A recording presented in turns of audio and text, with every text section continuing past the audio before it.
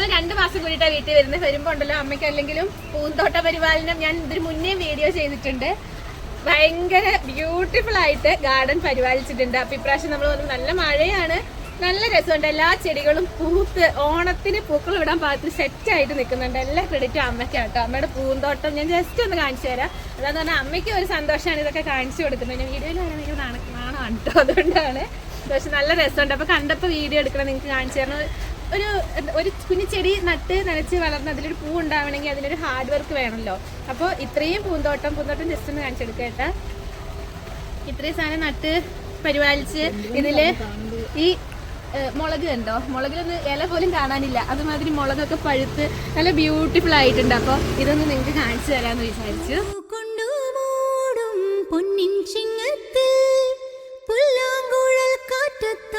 ചമ്പാവിൻ പാടം ഇന്നേ കൊയ്യാം നാളെ ചെന്നാലത്തം ചിത്തിരച്ചോതി, ഇന്നേ കൊയ്യാം നാളെ ചെന്നാലത്തം ചിത്തിരച്ചോതി.